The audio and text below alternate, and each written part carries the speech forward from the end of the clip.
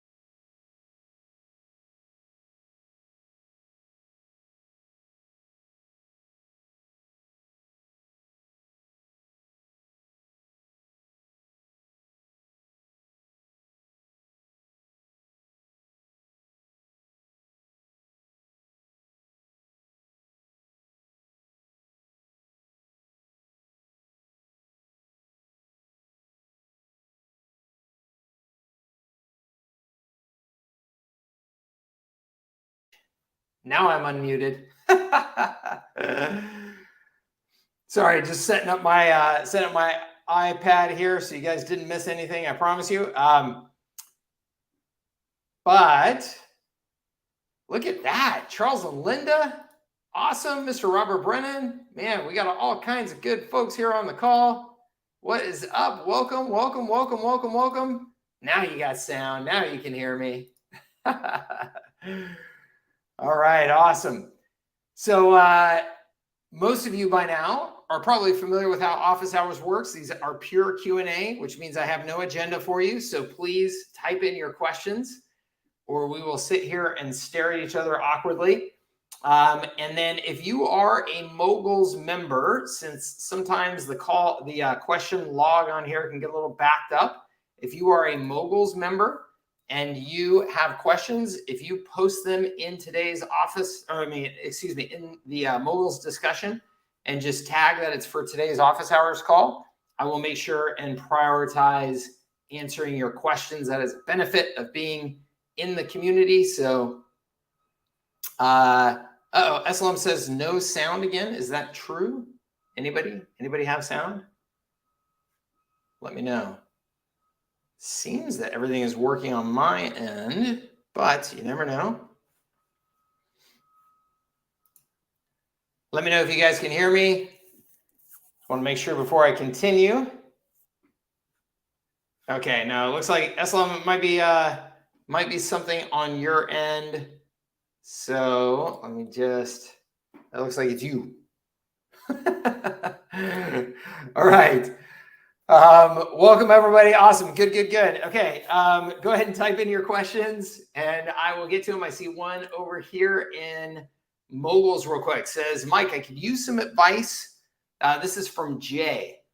Jay, you know who you are. It says, I could use some advice during today's office hours. I'm working on an offer for my target audience, home remodeling contractors. I have a handful of clients in this space, but the primary service that I offer them is paid advertising. I manage these clients inside of High Level and have built proven funnels, automations, and leverage other high-level tools to enhance lead generation and close more deals. Now I'm struggling to create an offer that doesn't rely heavily on the time-intensive task of setting up and managing paid ads. Okay, that is a fantastic question. And I feel like, Jay, you are already in a really, really good spot for success because it sounds like, one, you're having some degree of success, which is awesome.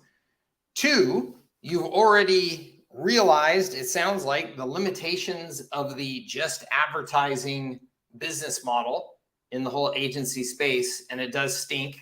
unless you are dealing with much larger customers. So my good friend, longtime member of our community here, Nahal Kazim, started out working with just small businesses with his Facebook ads, and then quickly realized, okay, this stinks, and just kept on going upstream, upstream, and upstream. And now his average customers are spending, $100,000 or more a month with him every single month. And that's a nice business model because he's got customers that can pay him, multiple 5 figures every month, 6 figures each month, even to manage their ad accounts. So then that's a great model. If you're doing it for very, very small businesses who have very, very limited advertising budgets, it is a terrible model for a number of reasons. One, your cost, your fees end up taking up a large percentage of their budget that they could be spending on advertising. And so that's not good, right? If I have $2,000 a month to spend on advertising, which is probably actually a lot for most small businesses, and you come along and you say, oh yeah, my management cost is $1,500. That's a pretty poor situation for me as a small business, no matter how good of a job you think you do at managing ads, right? So churn then becomes very, very high. And small businesses tend to just be super, super price sensitive and results sensitive in that area. So the way to make that model work is that you want the advertising to be a part of a complete system. So the complete system being all the things that we know as a business that we need to go with that advertising to make that advertising truly successful, both in the short term and the long term, which is we've got to send those ads to a place that has a clear offer, clear call to action, is focused, also known as a landing page. We need to collect email addresses or SMS addresses or names, all of the above, and make sure that we're using that then to follow up with those prospects, recognizing that the far majority of them do not buy right away, and that we have to keep in touch, nurture them. We have to continue to resell them additional services or additional products over time. All of these things that a business should have in place and should be doing, but the far majority of small businesses just do not. So it sounds like you're already taking high level and you're saying, hey, look, these ads are leading to these other things. What it sounds like it may be that you just need to make a very, very slight adjustment around, Jay, is just the way that you are thinking about and presenting what you have. So if you are presenting what you have as we sell advertising management, or lead generation, or any of that, then the saying I always use is that the bait, determines the fish that you're going to get, right? And so if you are putting out certain bait, you are going to get certain fish. And that bait that you're putting out, if it is that message, you are putting out the bait that is going to attract, especially in your space, the home remodeling space. I mean, those guys have been pitched every advertising product, every advertising management product, for years now. So you sound a lot like everybody else. And what they know of that market is that they can sign up and cancel and flip to another advertising option on a moment's notice because they've been doing it for years. Because there are so many options out there and they're getting pitched somebody new every single day. So if instead you take what it sounds like you've already put together, which is all of the things, right? The funnels, the campaigns, all that type of stuff, and then you pitch it as a system. And you use that as your leverage point in your conversation as to why you're different and why you're going to get better results than all of those other competitors that are just pitching advertising. Is you stress, hey, the reason why you haven't been happily using the same advertising service for the last 5 years and glowing about the results you're getting is that you don't have all the other pieces of the puzzle that are necessary to make advertising effective. And that's why we provide a system. It includes advertising. And we do that advertising. We manage that advertising incredibly effectively well, but it is all about a complete system that ensures that all of the things that need to happen to convert the majority or as many of your prospects that you're generating from that advertising into actual customers, and then retaining and growing that customer relationship over time, that all of those things are in place. Otherwise, you're spending a bunch of money on advertising and you're just putting it into a leaky bucket, right? So if you sell the system and the system is X dollars a month or X dollars a year, and then at any time they can decide how much advertising they want to put into that. And that advertising can come from a variety of sources. It can be you and your services. It could be that they go and do a deal with Yelp. It could be that they go and do a deal with, whatever else.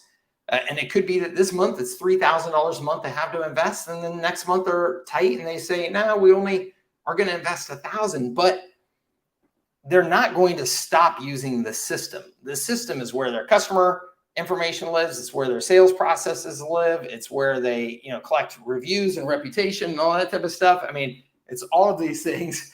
There's a fly back there. It's all of these things that are critical to making sure that their business is running successfully. And you're offering that at a nice, comfortable, modest price point, whether that's $497 a month or $697 a month or whatever. But that's what you should be pitching. Okay, that's a different pitch. It's a different insight. If you go back to some of the content that I've shared recently about the insight that helps you sell more high level and just more of your services, period. It's that insight about systems. Okay.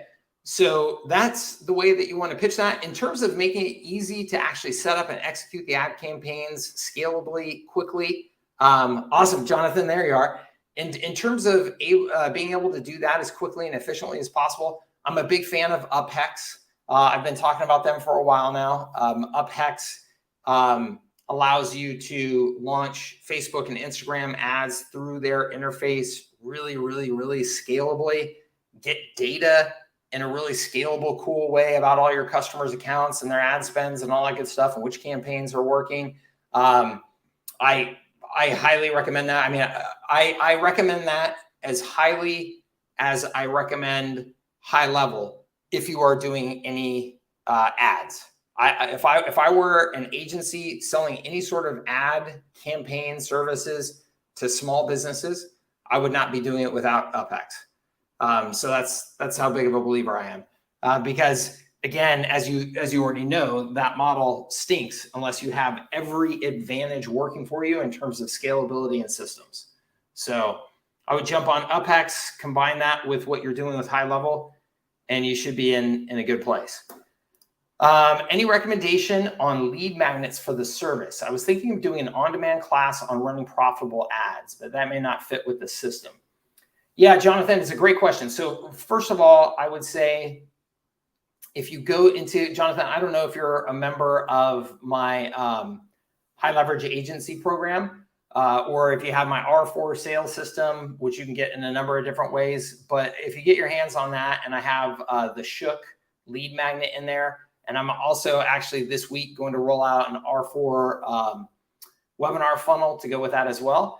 I recommend both of those. Both of those are going to communicate the message of the importance of systems and do it in an educational way.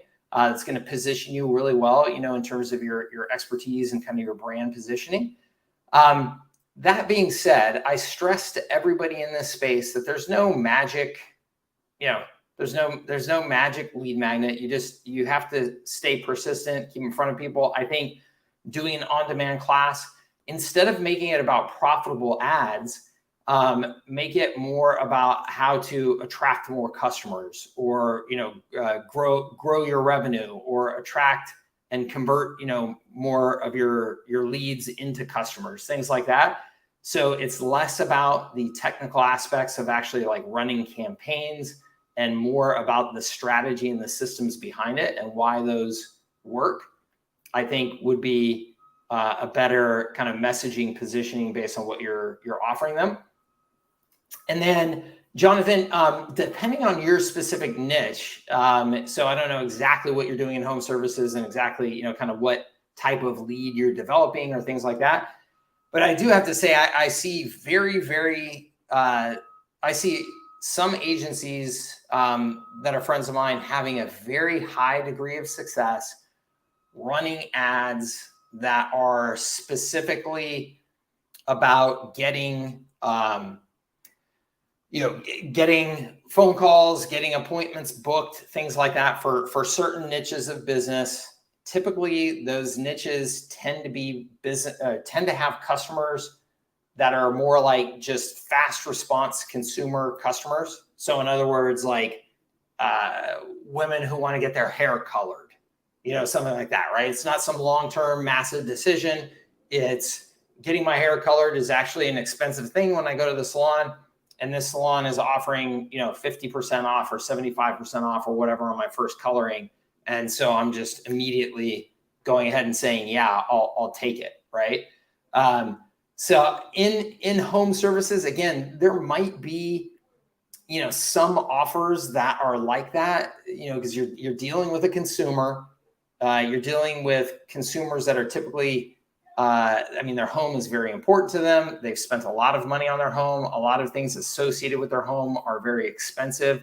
And so there may be some sort of offer that you could be making for your customers that are like super responsive like that, so that you could feel comfortable making an offer of, hey, look, we're going to guarantee you, we're going to get you 50 of these, booked in the first, 2 months or whatever, or we'll continue running it until we do at no cost to you, something like that.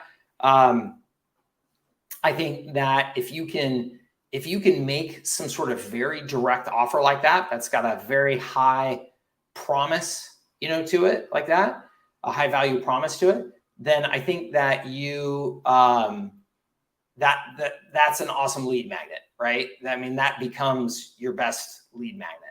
So think that through, Jonathan. If there's some sort of offer like that you can make in the markets that you're working in, that you can feel comfortable, like, we will guarantee you X booked appointments or X booked customers or whatever it is in the first 60 days. And then if we, can't do that, we'll continue, managing those campaigns for you at no cost until we do get to that number, something like that. That, like I said, I know a lot of people who are having very, very good success with an offer like that as their lead magnet. Okay. Awesome. Welcome, Koba. Very good. Let's see here. Let me go back up here to questions. I'm a mogul. I signed up under your affiliate link. However, I cannot find any replays you mentioned in your support ticket to me. Is this, this must be,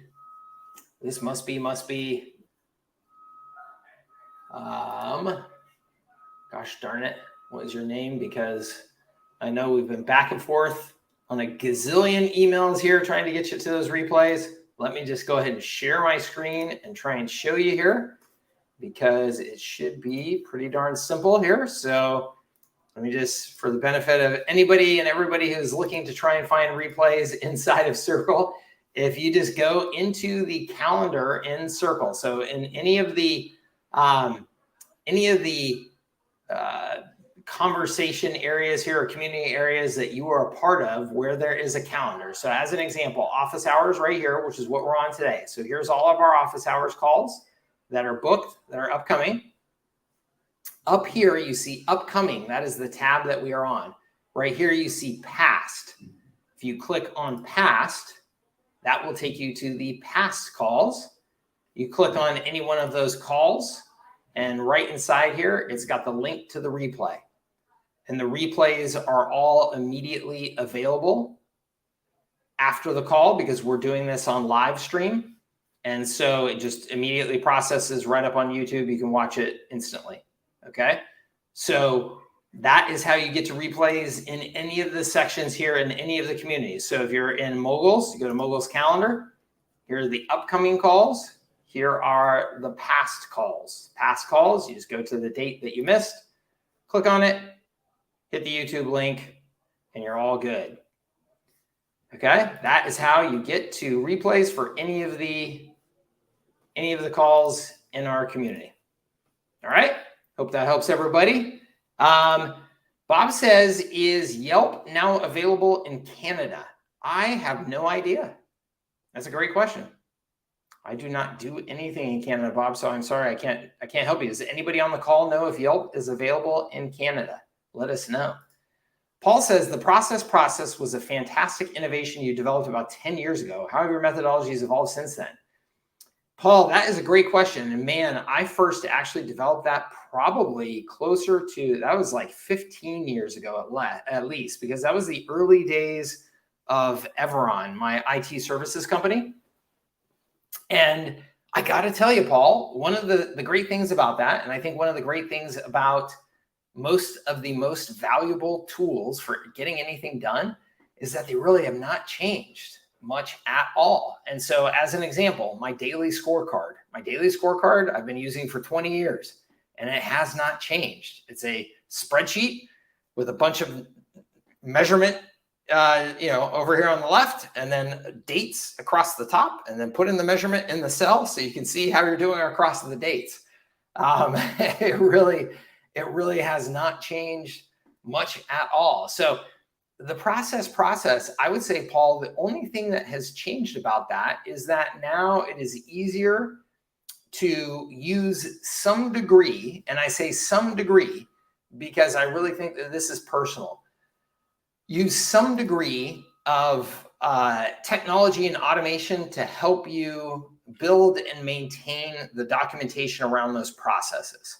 So there are process tools out there that are like 100% online, tech-enabled. They're pretty darn slick, where the whole process gets documented in some sort of dynamic, kind of flow in a very visual way, and then it links off to all the different assets and tools that you could possibly need and all that. And you can do that online. And there's some real benefits to that, of course.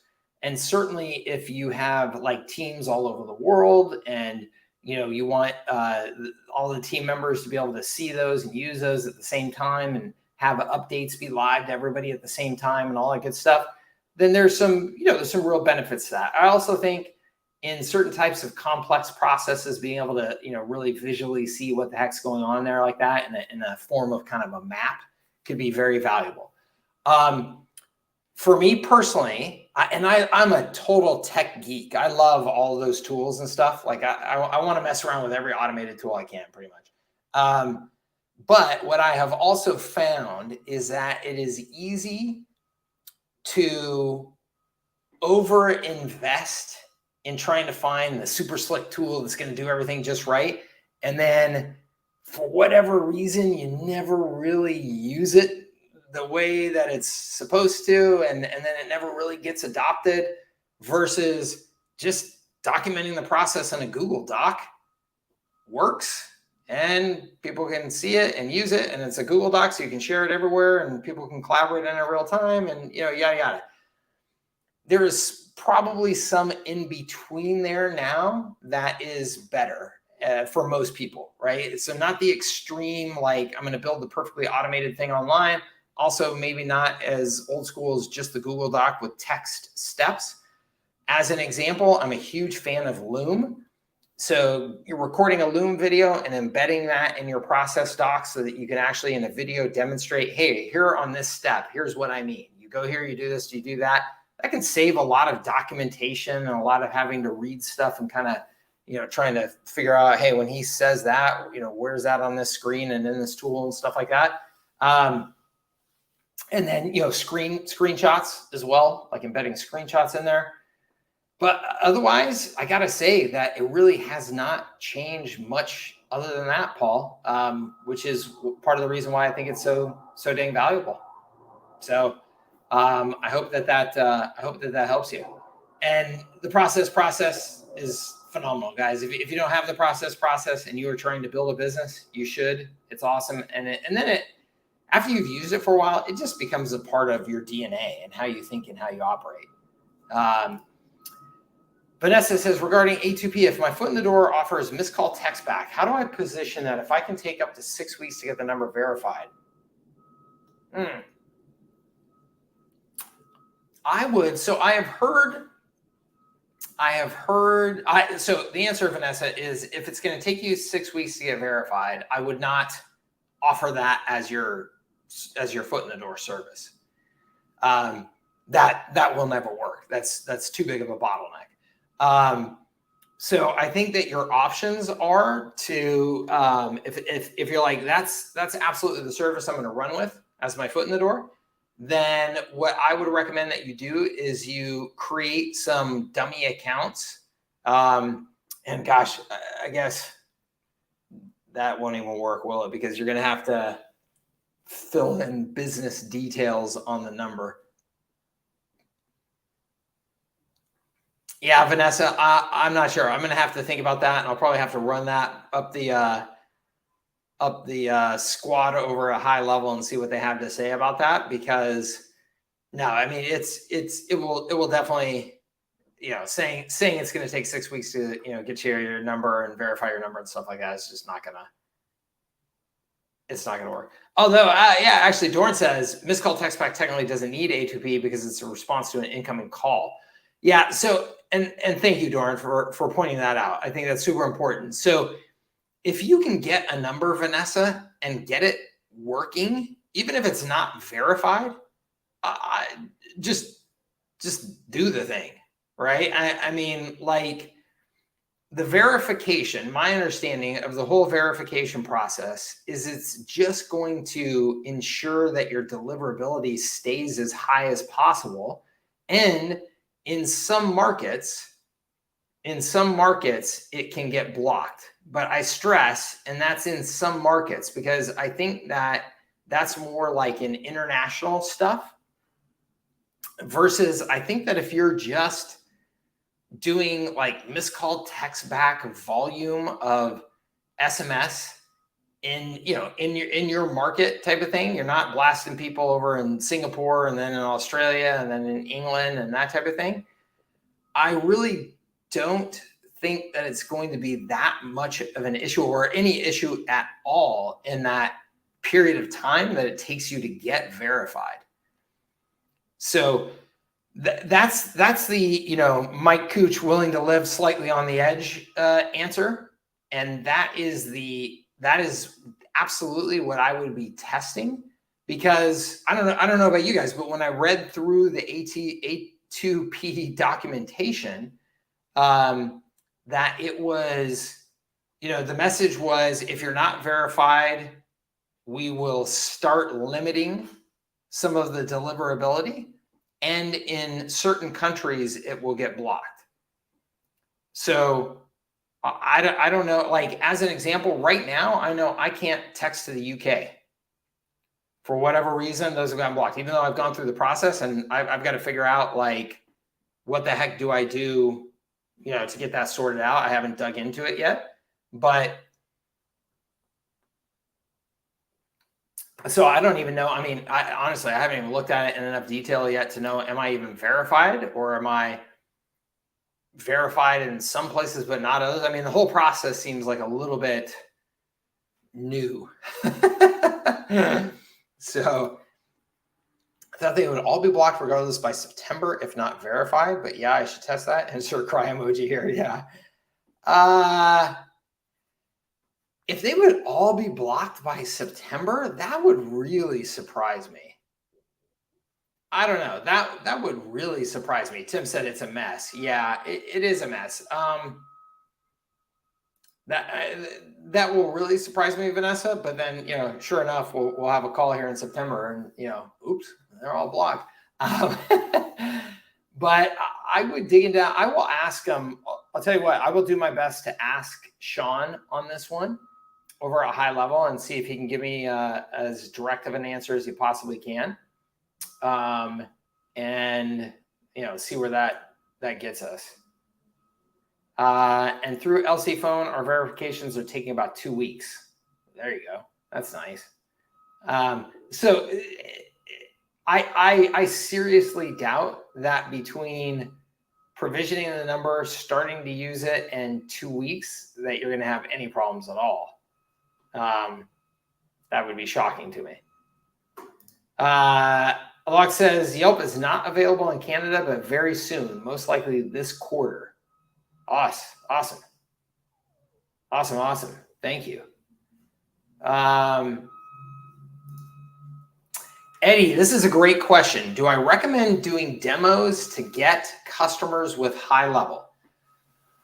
So Eddie, I think that as long as you are strategic about your demo process, it can be a valuable thing to do if necessary. And I say if necessary because I don't think that you will have any problems. You shouldn't have any problems closing deals if you are selling at the level of systems as I described earlier.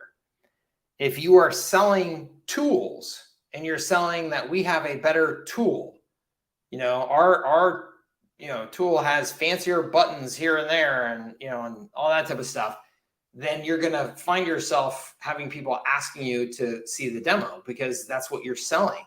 And so in their mind, well, then I want to compare it to what other tools I'm looking at, right? Versus if you're selling a marketing system for those customers, then you are staying out of the weeds. And I think that that's the real risk, is getting into the weeds, because honestly, you can give me a demo of any software platform out there and I can find something in it that I go, ooh, I really wish that button was, round there instead of square, right? And I'm using that as a silly example. I'm just saying that there's always some feature in any tool that I will be disappointed that it has or doesn't have or whatever. And so that demo can ultimately become a bottleneck to closing the deal. Even though if you close the deal and got the customer on the platform, it would be perfectly fine for them. Will it have some things that they don't exactly like? Yes, but again, that will be the case in any platform. So you can do a demo where you stay out of the weeds, right? You can do a demo where you are essentially demonstrating, hey, here are the key components of our system. Let me just show you. We build you optimized landing pages. We run these campaigns. Leads come in here. When they do that, they show up here. And so do conversations from all of your other sources so that your team can follow up.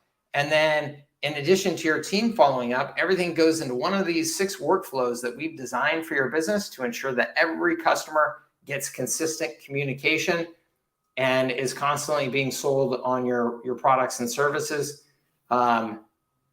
Let's get started, right? And so you're giving a demo of those really high level core functions, but you can again sell that without actually being in a demo in the tool with no problem.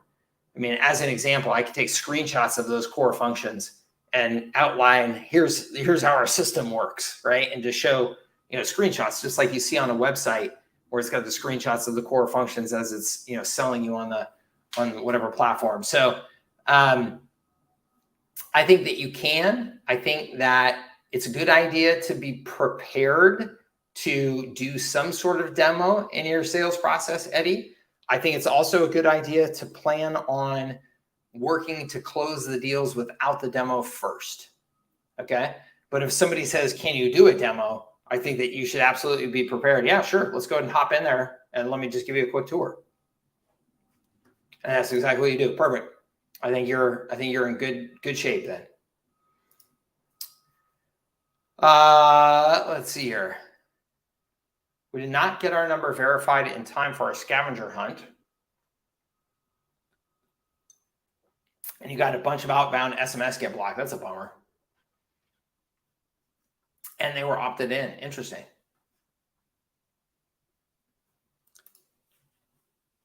Yeah, my blocks, right now, the only blocks I'm seeing are when I'm sending to the UK for whatever reason.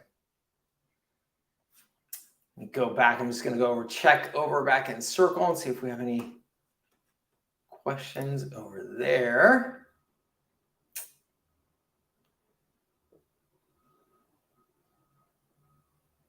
I'm not seeing anything new over there. Cool.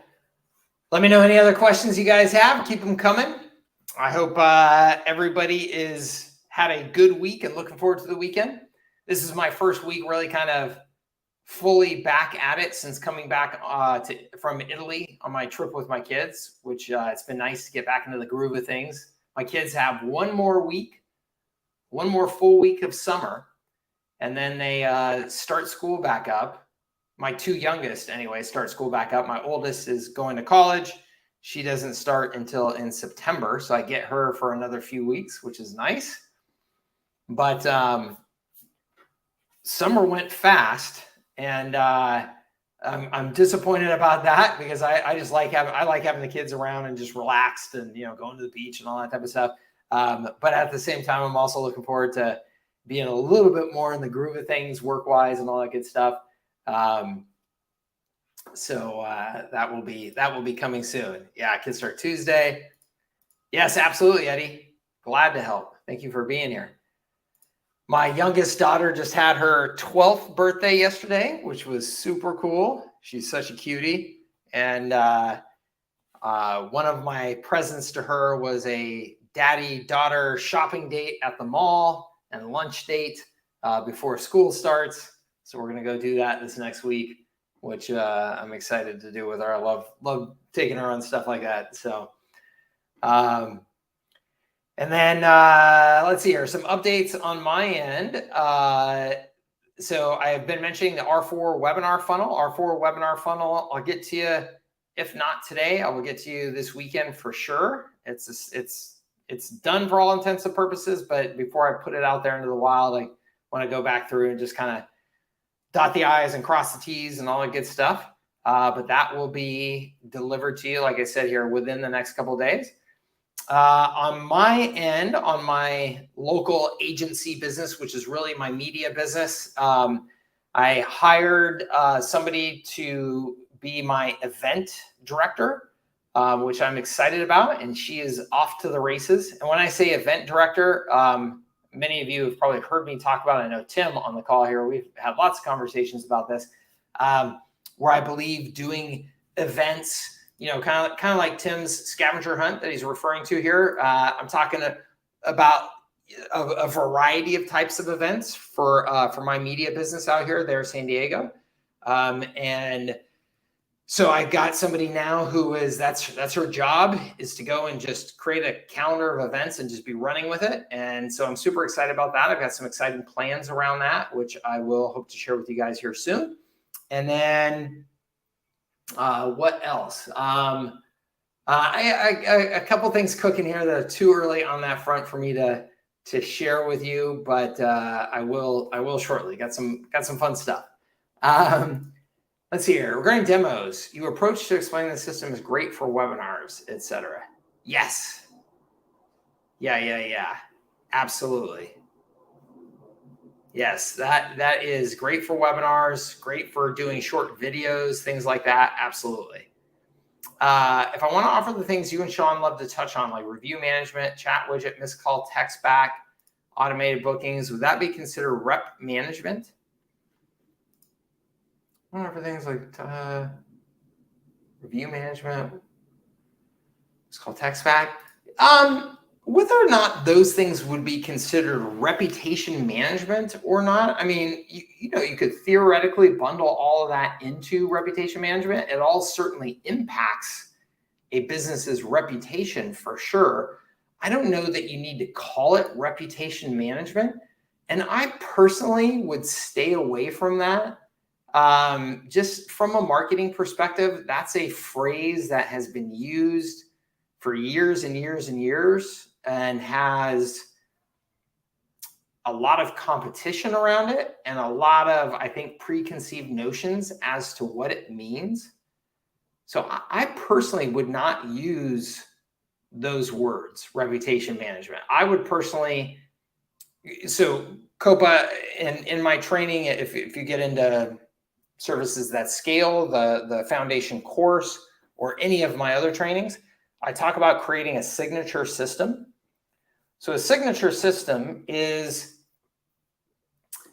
it's product packaging, it's product and service definition and packaging. So saying, hey, here are the things that we do, and the value that we deliver and how we deliver it. But it's also marketing in terms of giving what you do a name and a definition that creates your own unique space in the universe, if you will, right? So just the simple example of this is I have my R4 sales system, okay? The R4 sales system, it's got a name to it and the word system that communicates to anybody who hears that. Well, that's a unique, different thing. Whether it's better or worse or whatever, it is different than the leverage selling system or the rain selling system, or the challenger sales system. There is something unique and different about it. It's got a different name. It's got these 4 R's. What the heck are those, right? So just from a marketing perspective, one of the most important things that you do with marketing is that you carve out your own territory in the brain of the consumer. Okay. Tangible or intangible, real or not, we can argue that, all day long, but it's important that you do that so that you're not so easily compared to other things in the marketplace in their brain, and that you don't immediately get ruled out because of their preconceived notions about something in their brain. Okay. So I think with reputation management, that's something that I would stay away with. It says, I'm having a hard time branding my website in a way. I'm just not sure if I would be considered a marketing agency and how to go about it. I want to implement the tools on my end to help local, but explaining what I am is definitely getting me a bit confused. And I'd love to check out and sign up for a word, but go ahead. Thank you. Cool. But so there's a couple of ways. I mean, you can, if you upgrade to Pro with high level through me, then you still get access to all my programs and bonuses and stuff for free. If you don't want to upgrade to Pro or whatever, you can also just sign up for my programs. I mean, you can just buy my programs. So I think, this is something that you just need a little bit of help getting out of your own way, I think, just a little bit.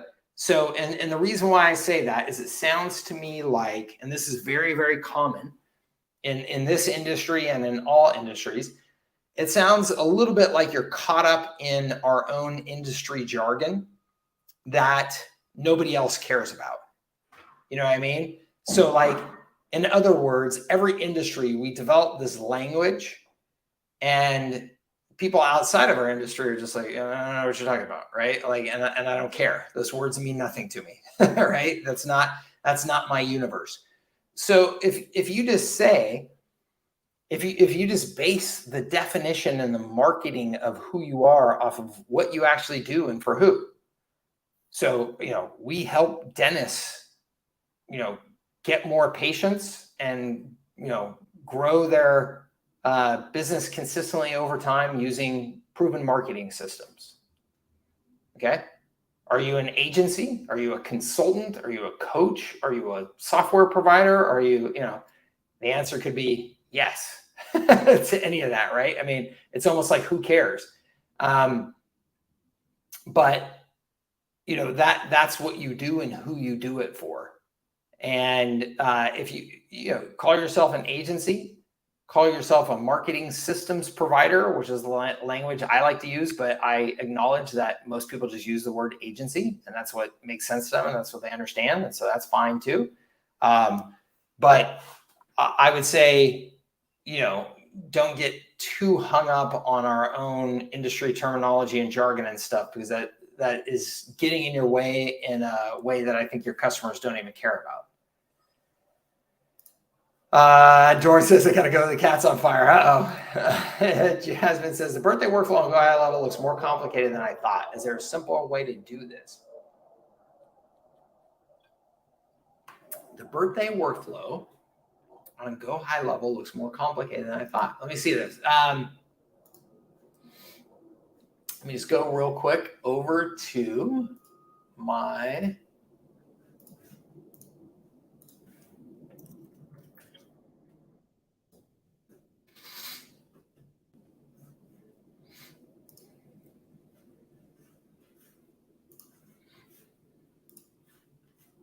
all right, so I am, and I don't know if you are referring to, Jasmine, if you are referring to, shoot. Hold on. If you are referring to something that High Level has provided, because I think that they have a birthday workflow as well, or if you're referring to my snapshot. But let me see if I can help you here and see, can it be simplified beyond this? Let me see.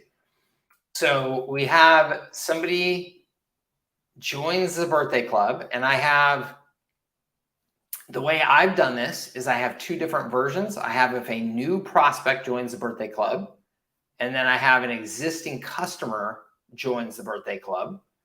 Okay. And the only reason why I have those really separated out is because if I'm running ads to get somebody brand new, cold off the street into my birthday club, so I'm doing this as a lead magnet, then there's some different processes around that. And I may want to treat them slightly differently, right? In terms of like, maybe I want to make them some sort of offer right away to try and recover some of my ad costs, things like that. Versus with an existing customer, maybe I don't care about that. Maybe an existing customer, they just came in, they bought whatever product or service they normally buy from me. And then I just said, hey, great, awesome. Why don't you go ahead and sign up, let us know your birthday, and we have some special deals for you on your birthday. So just a little bit more passive and simple. Okay. So Jasmine says, yes, what they provided. Cool. Jasmine, I got to be honest, I'm not ultra familiar with what they have provided at this point. So let me just share with you what I think about it and how it works. And then we can see if there's anything that can be simplified there. I'm trying to think. So anyway, so they sign up for their birthday. For the birthday club, there's a confirmation. If they're an existing customer here, there's a confirmation saying that you signed up. And then the way that I have done this is that you have a birthday offer that then gets sent around your birthday, right? So in this case, it's 14 days before your birthday. You get sent some offers. So here's an SMS says, hey, first name, we have a birthday coming up, and the team would like to give you a special gift to celebrate. Here's your gift. And it's just got a link here to a page that you've created that's got the special offer on it. Okay, and there's a number of different ways that you could do this. You don't have to send them to a page. You could just have some little birthday coupon or code right here inside the SMS and just say, hey, come on in and show us this message and claim your deal, right? So there's a number of different ways that you could do that. And then this is just a series of messages reminding them to come in.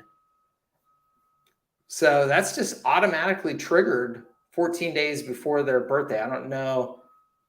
There's not really any way to simplify that beyond that. And then follow through birthday. Yeah, this is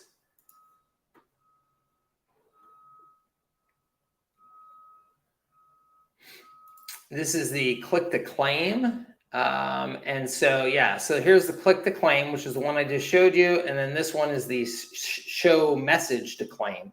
So this one is the one I was saying, there's nothing even to click. It's just, hey, just show this message. Show this message to any member of our team and get, the discount.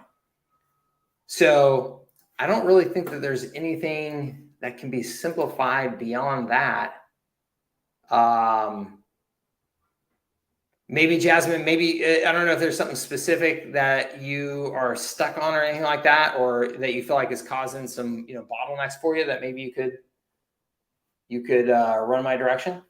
Let's see here. Tim says, FYI, the scavenger hunt was still a huge success. Awesome. I love it, Tim. Good. And I think that is important to note. Never let any of this technology mumbo jumbo get too big in your brain and slow you down from taking action. Alex says, you discussed about UpHex templates a month or so ago. Have you shared those already? If so, where? Yes. Alex, I have. I shared those right after we talked about it. They are in, where are they in? They are in High Leverage Agency and in R4, I believe. And here, why don't I stop guessing and why don't we go find it? Give me one moment. But yes, they are there.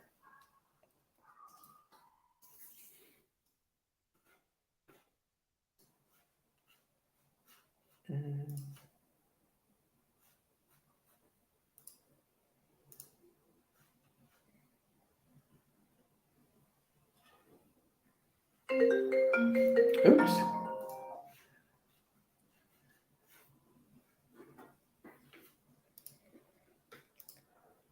Speaking of my birthday girl, that was her trying to call me. Let me just let her know. All right, so if we go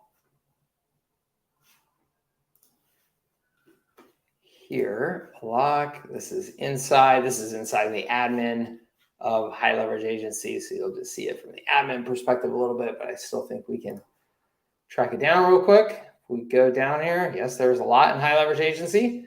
If we go to add template library right here, I think that it will be in there. Let me scroll down here though.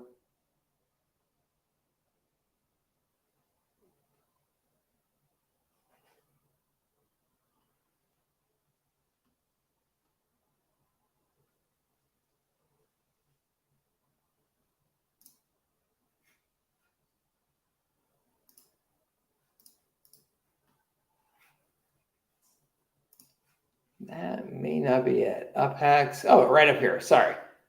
Facebook ads as a service. And then here's the UpHacks ad templates right here.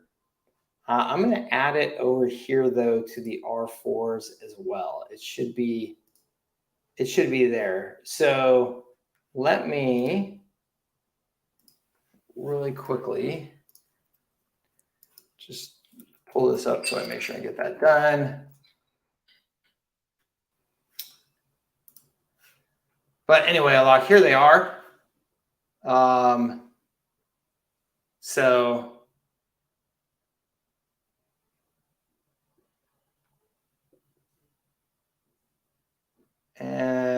actually, let's check. I want to make sure that I've got me. Here we go. Hold on. This is the R4. These are the R4 ads that I'm pretty sure that you're referring to, Alok. So these are the ones that have been designed specifically for the R4 sales system. So, and these are organized by the type of campaign that you're running. So the prime the pump, and then relationship bridge, next step ads. So I've got you these 6 different ad types: prime the pump ads, lead magnet ads, free training ads, conversation starter ads, relationship bridge ads, and next step ads. And then showing you what kind of campaign you should be running in terms of like the actual setup of them and the strategy of the campaigns, the attention engine cold traffic campaign, retargeting blitzkrieg campaign. So that lines up with the training that you have inside of the system. So those are there. So I will make sure, like right after this call, I'll just jump in there and just make sure that it's in a fairly obvious, visible place. Okay. Up to now, we mainly offer websites. Should we really package it, brand it as a signature marketing system, and part of that system is website design versus a website design agency? So Jason, this is really all about your goals and what you want to do and what you like to do and all that good stuff. So, I mean, if you are trying to build a recurring revenue marketing business, right, then you would be wise to package up websites as a part of an overall system. Yes. It's not to say that you can't still offer website design projects if you want to. I personally get to the point very, very quickly where I no longer want to do something like that in my business because it's just a distraction. But, if you wanted to, you could. Some people find a way that they go, yeah, you know what, we can still offer those projects and they're a nice little cash bump on top of our recurring revenue. And it's kind of like our bonus fun money, right? If you can find a way to deliver those services in such a way that they are truly scalable, efficient, high margin, not a big distraction, okay. Otherwise, Jason, what I would tell you to do is reframe in your own mind that you are not a design agency. And that could be a hard adjustment for you. Okay. The worst, in my experience, the worst people at building a really nice system-based business are people who are kind of artists. And that's because they value their art so much that they put it above systems and making money. Right. Which I get. I mean, if you really value art and design and aesthetic value and all that type of stuff, then you want your buttons to be rounded in just the right way and have just the right shade behind them and all that type of stuff. And then what I say is I love all that stuff. I love all that stuff, but small businesses can't pay me enough to justify worrying about trying to get them aesthetically perfect when they don't even have a follow-up process built into their business, right? So, Jason, what I have found is that if you focus on a particular niche or even a handful of niches, and you say, you know what, we deal with restaurants. If you are a really good designer, Jason, and also thinking from a systems perspective in your business, then you could sit down and you could go, you know what, every restaurant website really needs to have these X core features and X core pages, and that's it.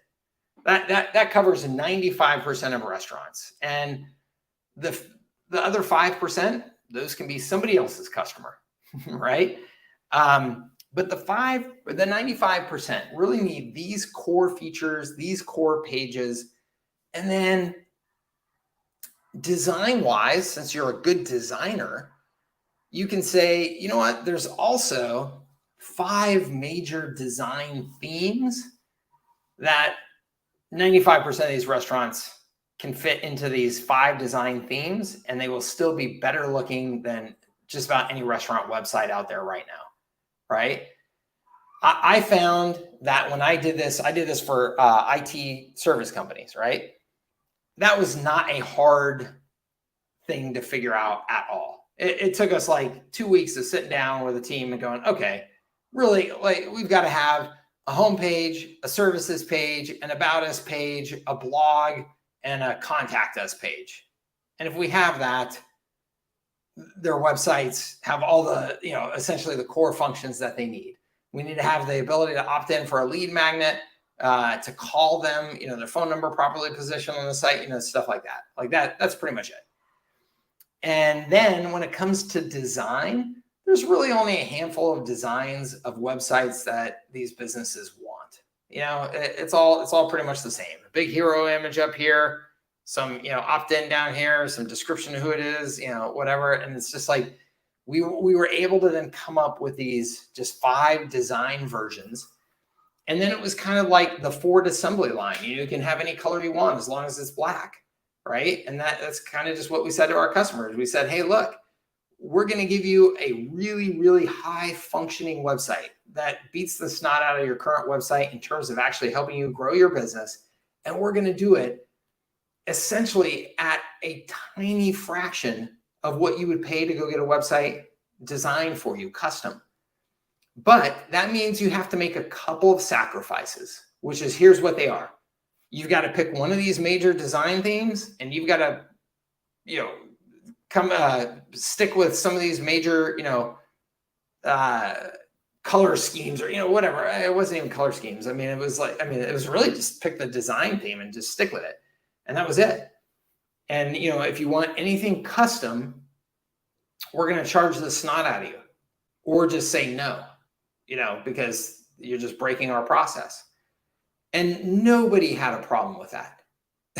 Once you gave them the reason why you were doing it that way, and you were saying, look, you're saving probably like tens of thousands of dollars by working with us this way and actually getting what you need instead of what you think is sexy, which is some subjective, rounding of the buttons here or a fancier, automated thing there, then everybody said, yeah, okay, we get it, right?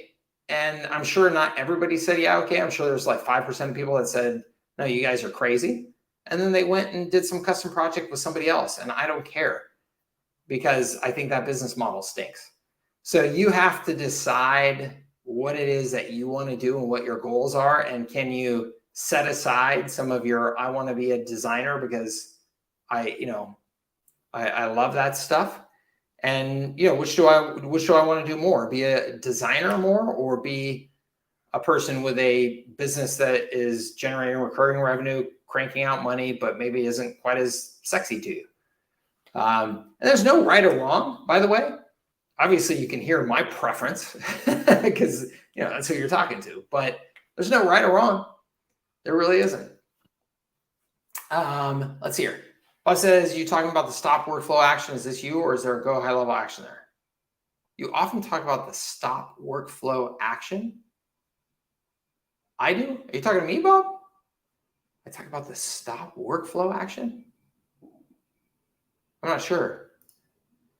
Jasmine says your workflow is much less complicated. Oh, good. Yeah, Jasmine, the yes-no branches, I really, one of the most important rules, I will tell you this is going to save anybody and everybody who's dealing with workflows a ton of headache, is that as much as possible, every workflow that you build should have a single purpose, and it should be the simplest thing that you can do to accomplish that single purpose, and then you move it to another workflow that has a single purpose.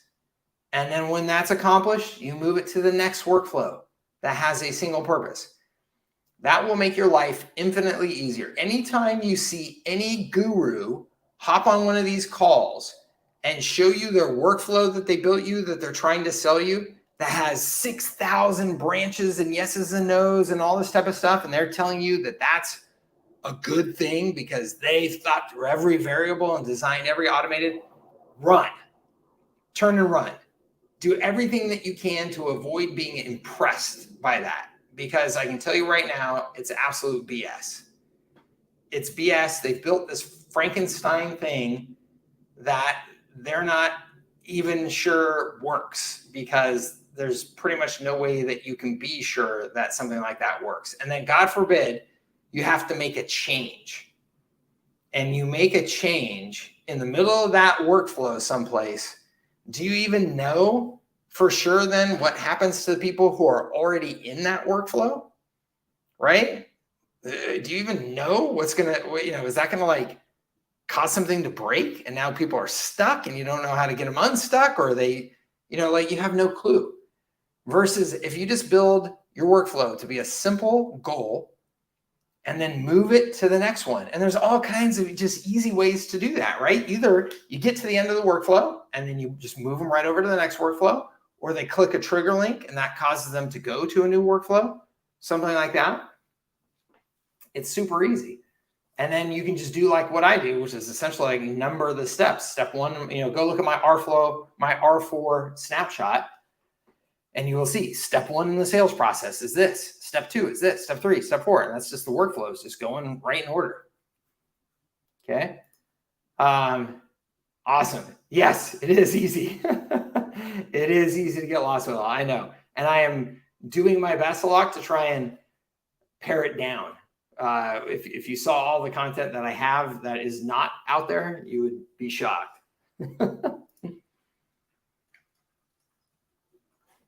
You access that document in high leverage agency or R4 sales system.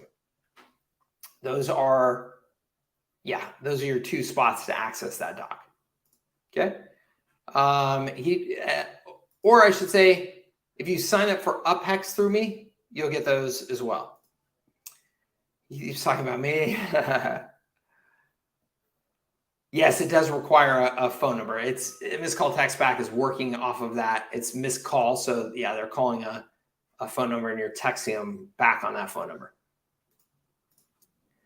Jason says, do you recommend we use the R4 sales system to sell everything agency-wise? Yes, I do. That just keeps you 100% locked in around the systems conversation. It positions you as an expert, as a thought leader, allows you to guide the conversation. Yep. Business 101 question. If you have 10 clients using Yext, that's $300 charged to you, right? How do you keep them from messing with your own money? You have 10 clients using Yext, that's $300 charged to you, right? How do you keep that from messing with your own money? I'm not sure exactly what you mean by that. You resell the customers. So you mark that up and charge the customers. If that's what you mean, I'm not sure exactly I understand the question. Yes. Yeah, exactly. So you just rebill Yext. Yep. Yes, Rob. Sorry. In fact, here, hold on. Here is the link to come on and have a conversation with me. I'm sorry I didn't post that earlier. I just put that link in there, Rob. So if you want to jump on, absolutely. And anybody else that would like to jump on, you're welcome to.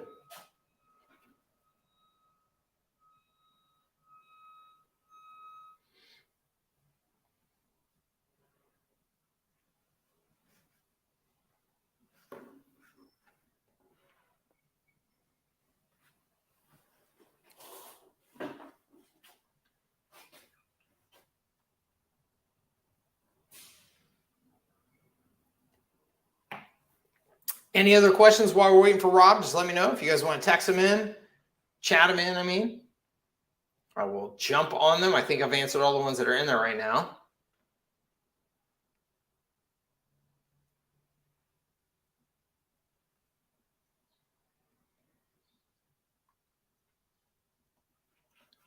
Hey, what's up, Corey? Good to see you, sir. Like the card Go High Level has for me goes to my own bank account. Will I be charged just like I am for using the software? Yes.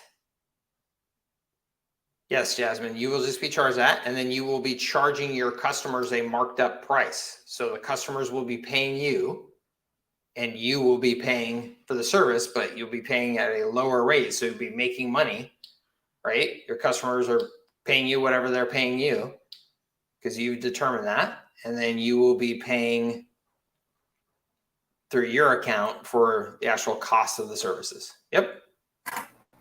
Rob, my man, I can't see on camera, but I've got you on the audio. I can hear you. Oh, interesting. I've never used StreamYard, and I don't know why it's glitching out. That's cool. We can hear you. Cool. Yeah. So first off, I want to appreciate all the content and value you provide. Like, honestly, your perspective and everything that you share is honestly gold. So I want to appreciate you first off for that. Oh, thanks, man. I appreciate it. Thanks for saying so. Absolutely. And so, yeah, a couple questions for you here. So with how you kind of have your perspective on basically having a system that you're selling, right? Do you believe it's necessary to include lead generation as a part of that, or can you do without? Oh, no, you can definitely do without. Gotcha. Yeah. Okay. Yeah, I mean, it's that's something that I would have never even offered myself personally until Alpex came around. And so Alpex, I think, gives you a nice way to offer that, but no, you don't have to offer that at all. Gotcha. Okay. And I'm sure you could see some potential issues with if that business has a difficult time generating leads, right? Because they'll have this entire system in place, but no one really to kind of utilize it with. Yeah. So I think that yes, it's a very important thing to know who you're selling to then, of course, and then what is going to be a value proposition that is actually going to work for them. So lots of small businesses, the most important thing that you can promise to them is that you're going to generate them new leads or new customers or whatever, right? So there are lots of small businesses out there that is the case. Now, it is also the case that most of those businesses are terrible businesses. right? Not all of them, not all of them. I mean, there are some healthy, strong businesses that still their number one focus is, yeah, what can you do to get us more business?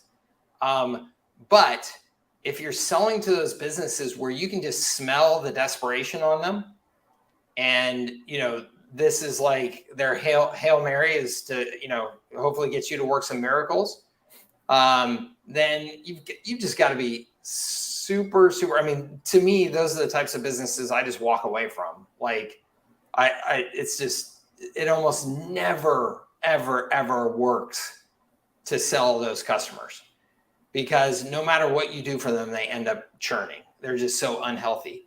Right. So I always try to find businesses that are already established enough that they've got something solid to work with. They've got some sort of solid foundation. And you can tell that typically by time in business, like how long have they been an actual operating business? The longer, the better. And then, there you go, Rob. And then, oh, shoot, hold on, there we go. Okay, I almost removed you on accident. And then, you can also tell if you have, depending on who you're selling to, where you're selling to, if you can have any sort of actual interaction with them where you see their business, you see how they operate and stuff like that, that usually is a good sense too, as to whether or not this is a company that I want to be actually working with. But the reason why that's important, I mean, for the obvious reasons, the healthier they are, the more likely they're going to be a long-term customer of yours, which that should always be the goal, is how do I get customers that are going to be with me for years, not months. And then the other reason is that they will see and experience value in the other things that you're doing for them that are not necessarily miracle working things. You know what I mean? Like, they're not expecting you to fix their business. But if you could just, man, here's an example. In high level, if you've got a team of people that are engaging with customers, and you've got a bunch of different social media accounts out there and all that type of stuff, just having the conversations feature where you can have, that's it. That, to a healthy business, that alone, if I had a decent sized sales team, I'm thinking back like when I had Everon and stuff like that. If I had my sales team at that business and somebody came along and said, Mike, for $1,000 a month, I can set you up with just this conversation tab where all of your conversations on all these accounts are going to show up right here. All of your team can respond to them right there. And you as a business owner are going to be able to see everything that's going on. I'd be like, $1,000 a month, sign me up right now. Like, how fast can you get that damn thing activated? So in our brains, and this is pervasive in the high level community, unfortunately, and that's because you get a lot of, kind of new people in there and stuff like that. That they are convinced, and then they talk about it all the time, right? Oh, if we just had this one extra thing, then it would finally be this platform that I could sell, and yada yada. And you're just like, oh my God, please, right? So it's easy to get hung up on that. Like, there's got to be this next miracle thing. When the reality is, if you have a healthy business that's doing any sort of volume already, you've already got a bunch of sales, a bunch of conversations, all that type of stuff, and you're not following up with them effectively. You don't have visibility. You don't have good data. You don't have review capture happening. Like, any one of these features on a high level can be so obvious ROI to a business owner, even if it's not new customers, right? So I think depending on who you're selling to, you have to be thoughtful about what that pitch is that's going to work. But I stress to be careful pitching to customers where the value proposition has to be the Hail Mary, or they're just, not going to sign up, because they're going to sign up. They're going to churn through all your time and energy and then probably be gone 2 months from now anyway. Got it. Yeah, that's a great answer. One thing I actually want to touch on, which I watched one of your previous videos about the way you incentivize your sales team at your previous company. Yeah. It's so simple, but so brilliant, like purposefully incentivizing them to sell on a long-term basis versus just an initial package. So that was also great. Yeah. And that, that was, even though it may sound like, intentionally brilliant and all that stuff, now it was what it was painfully difficult at the time, because it was just as much an act of desperation as anything. It was like, look, I cannot pay you on this junk. I mean, if it doesn't last, if it doesn't bring us long-term customers, I simply cannot afford to pay you. I'm broke. So, don't bring in this stuff that then just is gone 2 days later and expect me to pay you some big fat commission. It won't work. So it had to be structured that way. And it took a lot of creative, and thankfully a lot of patient people on my team who were willing, because, when somebody's messing with your commission plan, you're usually just out the door, right? Like, hey man, you're messing with my money. And I would totally get that. Thankfully I had some salespeople that were willing to stick it out with me and figure out the model. Like, they believed in the vision. And so they were trying to work with me to figure it out, or else I would have been in deep trouble. That's awesome. Other question I had here with regards to setting up like an initial offer in terms of like a free trial or a money back guarantee. Mm-hmm. What's your kind of input on that? I honestly, I don't like either of them. I really don't. That's my short answer, is I don't like either of them. I think that they're unnecessary. And I think that they don't really move the needle with good customers. So what I mean by that, as an example, is, again, it goes to what you're selling. So if you were selling right now, I have a lot of people that pitch me on video editing, right? They see me trying to grow my YouTube channel and stuff like that. So a lot of people pitch me on video editing. In that case, where there is very low commitment on their part or my part, then giving me a free edited video makes a ton of sense. Sure. Hey, Mike, look, we'll just take one of your videos. If you don't mind, we'll chop it up for you and show you what we can do. Awesome. Yeah, sounds good. It should only take you an hour or two anyway. Go for it and send it to me. If I like it, I'll hire you to do some videos. Sure. So that makes sense, because it's super, super low commitment on their part and on my part. It's easy for them to just hey, let's just show you some results, right? In the case of what we're selling here, where we're selling somebody a system, and again, the goal is these long-term customers, there should be no situation where a business goes, oh, well, yeah, I'll do it if I can get a free trial. I mean, we're talking about like, you're about to marry me. We're putting you on a system that you're going to be running your business on for the foreseeable future. And you're telling me that the difference maker is a free trial? This is why I get people from high level. I get people signing up for high level all the time that contact me and go, Mike, other affiliates are offering a 30-day free trial and yours is only 2 weeks. And I would sign up for you if you got a 30-day free trial. And I'm like, I get it, but it just makes me want to scream, because I'm like, man, I'm trying to help you build your business. I would like to be doing this with you. I would like you to be on these calls with me, Rob, 10 years from now, going, Mike, you helped me build financial independence. Thank you. That's my goal. So when you're telling me that out of all the training I put together over my career that I want to give to you for free for signing up for a high level, the difference between me and somebody else is, can I give you another 2 weeks of free trial? I just go, I don't even want to answer the question. Just go away, because you're not the right customer. But I get it. But again, I want you to think about who you're trying to bring on board as a customer. If you're trying to bring on board somebody as a customer that you've made the pitch of, hey, what your business is missing is marketing systems. You've got to have the right systems in place. That's what we do. We put in these core systems that are going to be working on your business long-term, yada, yada. A free trial, in my opinion, I would only use the very, very last, so literally, Rob, if I'm having a sales conversation with you and we've been talking about this for the last month and we're right at the finish line, and I go, Rob, look, I can tell, I think you want to get started. I don't know exactly if there's any other hang up or whatever, but look, I so believe in our systems and what we can do for you. If it's going to move the needle for us to just say, hey, look, over the next 2 weeks, we'll just do all this. on a free trial basis just to get you up and running so you can see it and experience working with our team. Let's just go ahead and do that.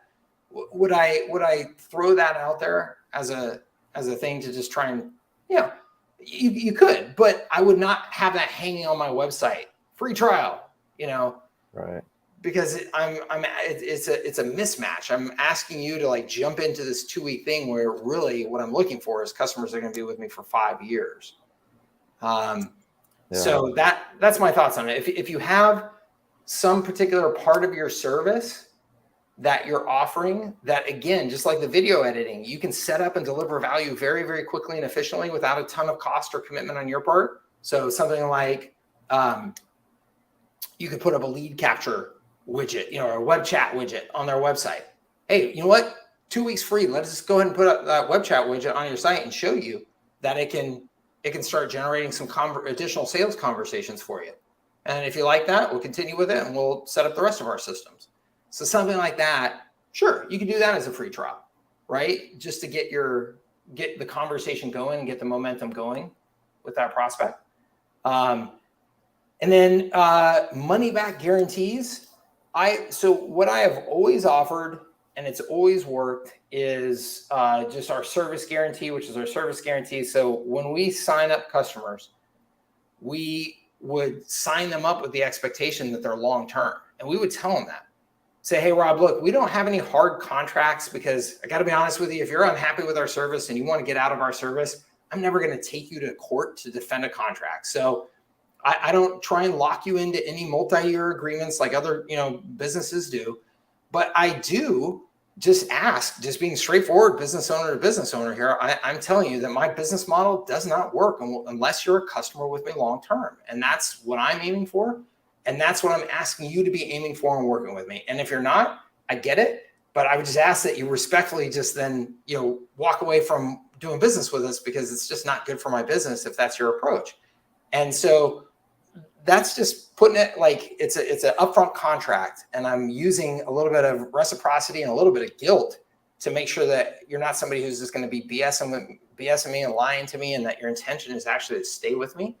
And so I say that, and then I say, look, we also have our service guarantee, though, just so you know. If you ever feel like we are failing on delivering the value that we're supposed to be delivering, all I ask is that you let us know, give us the opportunity to fix it. If we feel like we can't fix it right away, we will continue to offer our services at no cost until we can fix it.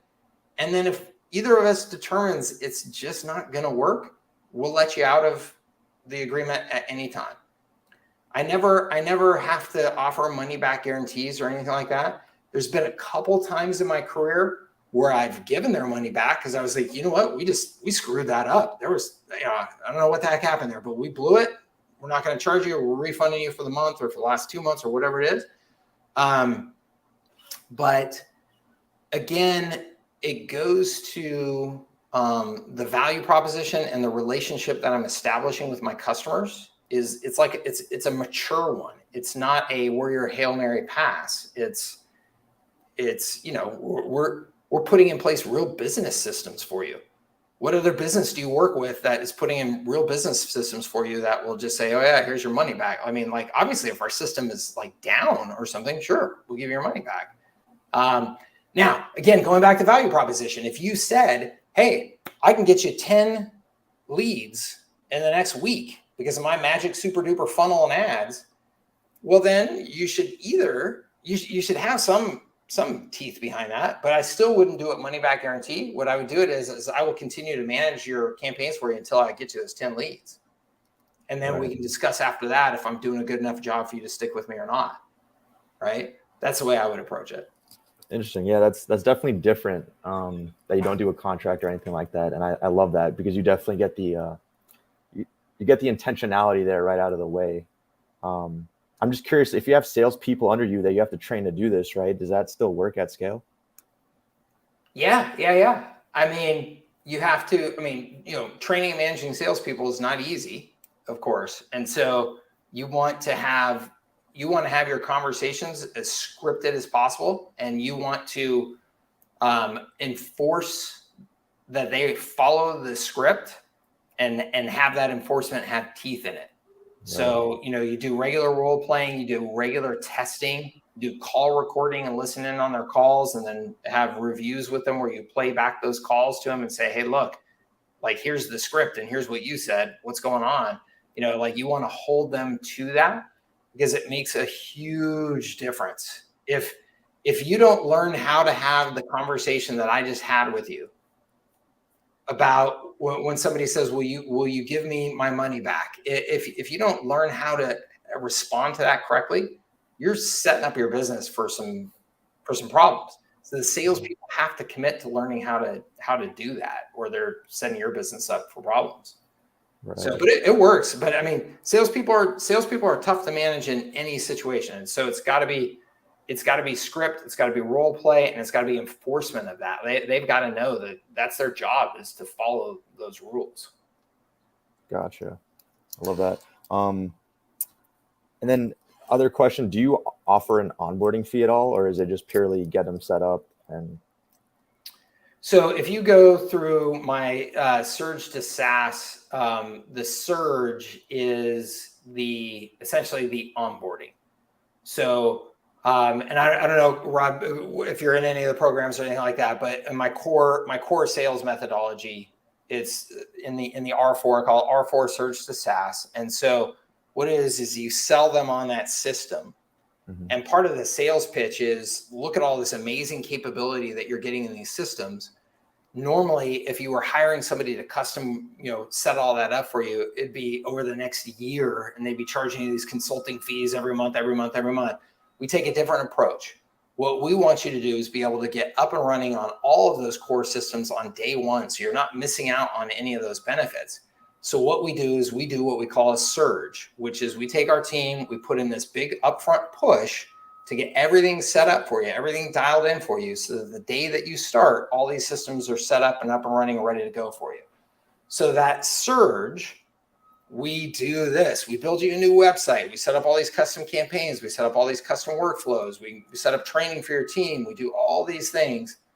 And that would normally be, if you buy that out in the marketplace, $15,000, $25,000, whatever it is. Like, you can value stack that, and then you offer that at $2,500 or $5,000 or whatever, something in that price range as your surge fee. So you're giving them that huge discount.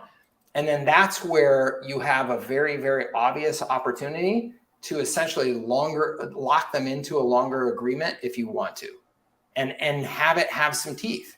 So you can say, hey, look, normally that's $15,000 to set up.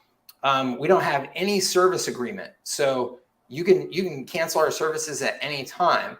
But I know that upfront fee is a lot for a lot of businesses to handle. So what we can do is the following. If you go ahead and sign up for a year of services with us, then we can take that $15,000 down to $5,000. And the stipulation there is, of course, if you cancel anytime in that first year, you're going to have to pay us back for those fees, because that's the deal we're making. If you sign up with us for 2 years, we can do that onboarding, that surge, for nothing today. And again, because we know over the life of the customer, we're gonna be okay with that.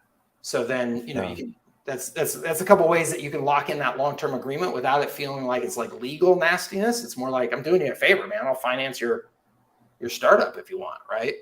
So that's brilliant. Yeah, I love that. Yeah, that's the approach. Cool, I appreciate that. And then just other one here. And if someone else has a question, you could go to them and come back to me, or however you want to run this. I don't want to completely take over here.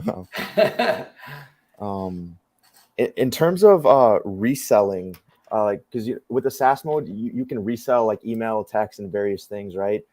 Yep. I'm just curious for, at scale, if you have a business potentially doing a lot of, text or emails, what's a good way to like think about potentially the reselling option and setting up that structure specifically?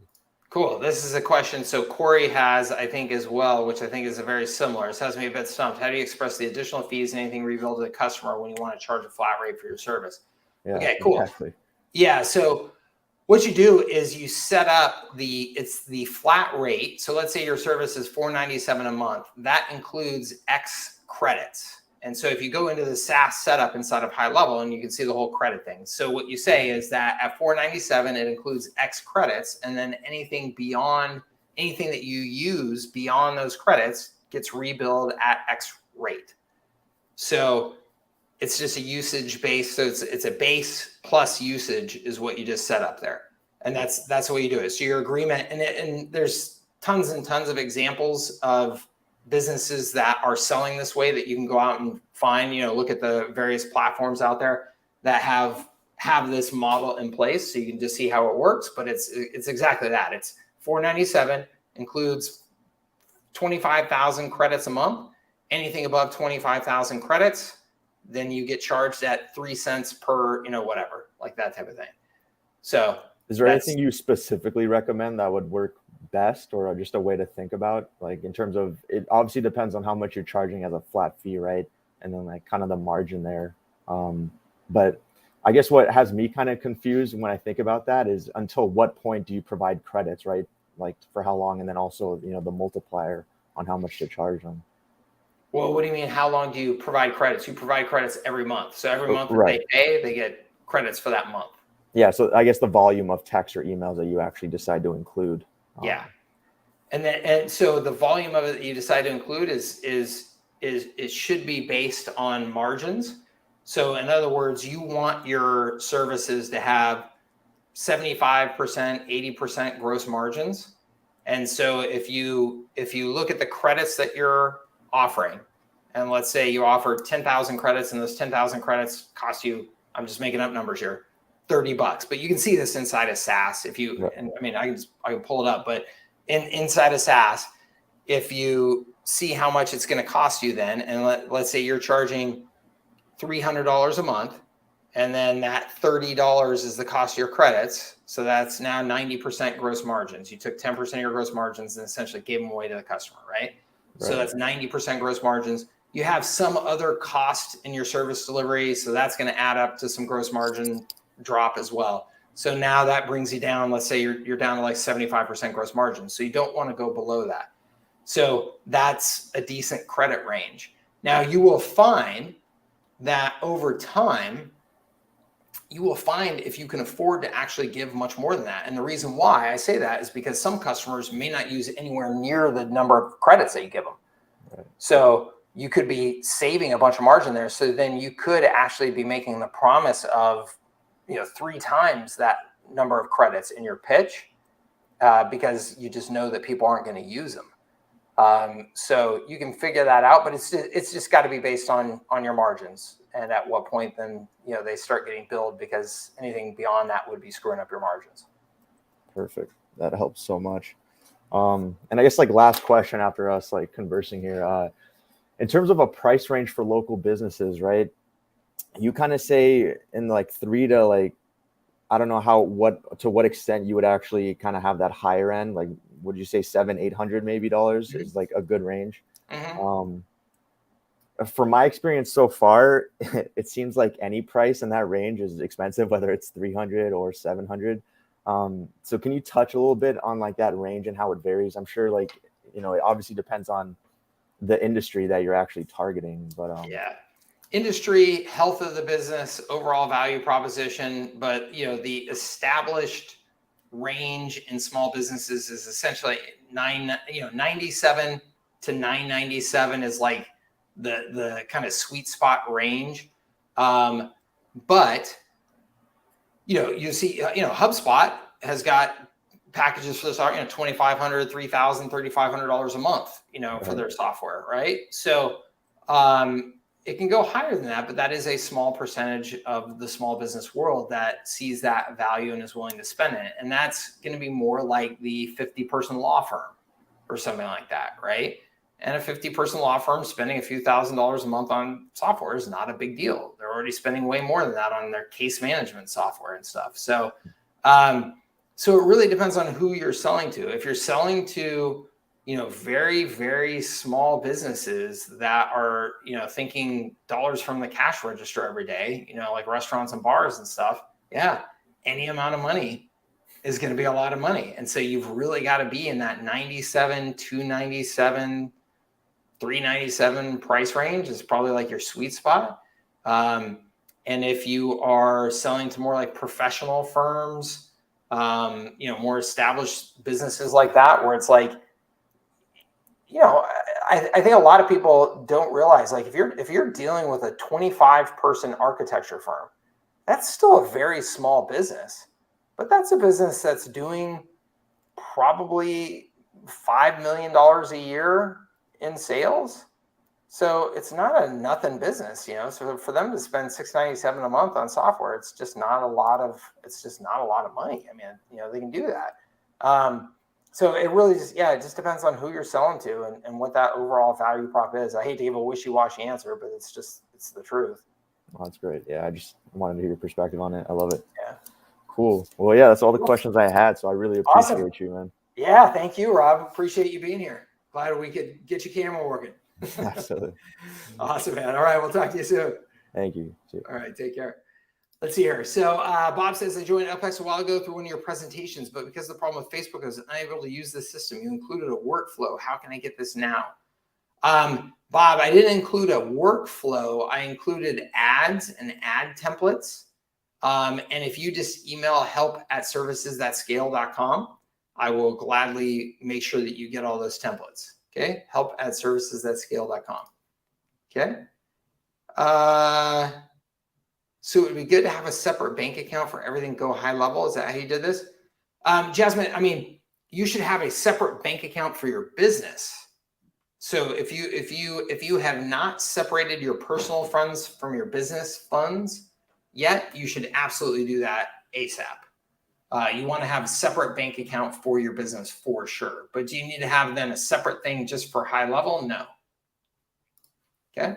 Having trouble filling my live calls. They are free and I send many reminders. So I think time day position is off. Any recommendations? How do you get these calls so engaged? Corey, getting people to live calls is not easy at all. If you're talking like webinars or something like that, is that what you mean? Or are you talking like more like these, like office hours? The answer is though, I don't think that there is a best time. Honestly, I really don't. I think that, and I think it's variable based on the industry you're selling to and all that stuff too. So, I mean, like restaurants, you're not going to get them on a live call, period. But if you were trying to do it during lunch or during dinner, obviously that's not going to work. So I do think, though, Corey, it's just hard to get people to live calls. It just is. I mean, even now, it's awesome. We have, 31 people still live on this call right now after an hour and a half, hour and 40 minutes. That's awesome. But it's a tiny percentage of my audience, right? So it's just not easy.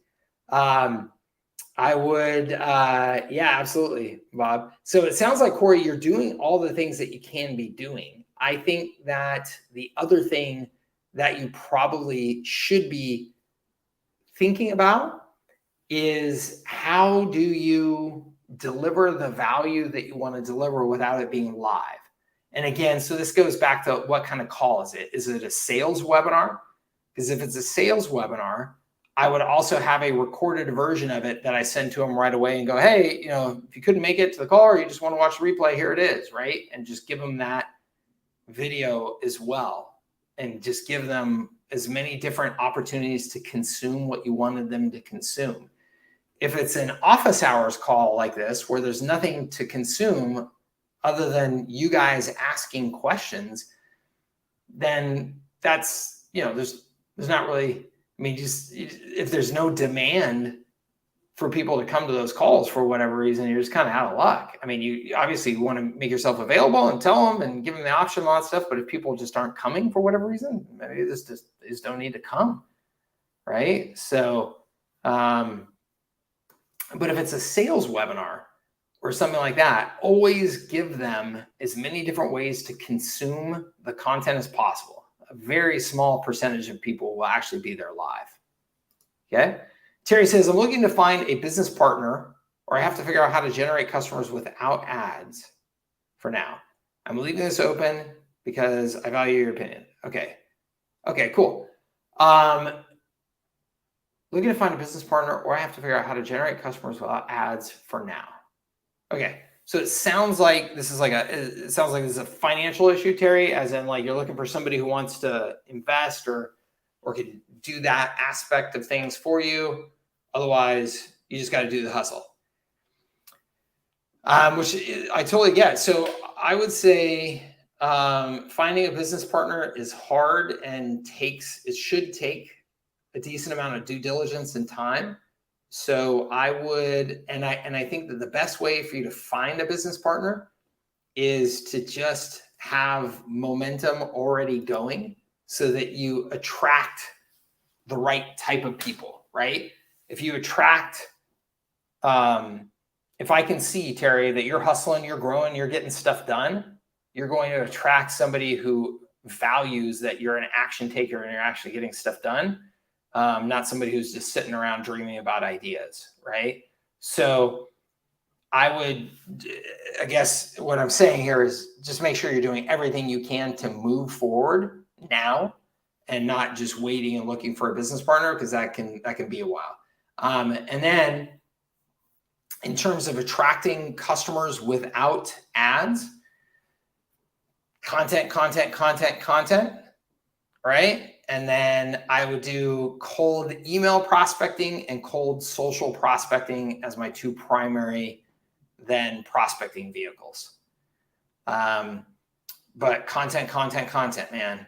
Every single, what I would tell you is that the best thing that you could do is that every damn day you're posting new content on social media, right? LinkedIn, Facebook, wherever your audience is.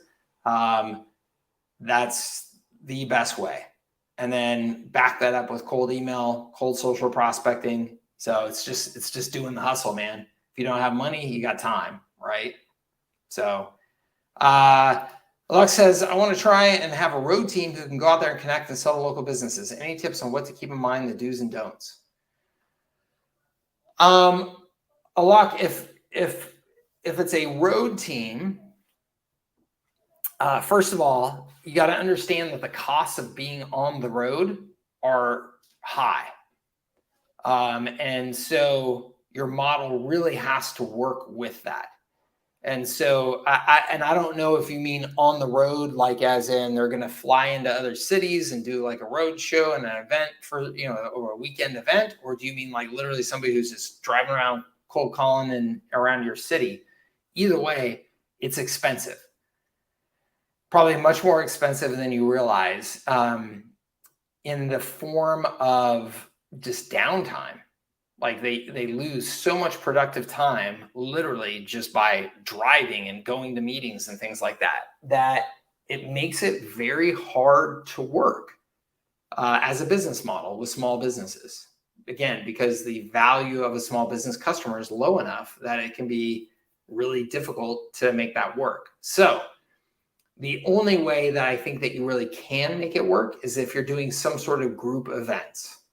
So you're doing lunch and learns, or you're doing some sort of seminars or something like that, where you're bringing people in for a few days or even just a few hours, whatever it is, but you're getting 25 people, 50 people, 500 people, whatever it is, together at once. So that would be my recommendation, is that you look for models, study models around that. Best forms of outreach, and should I even bother cold calling at all?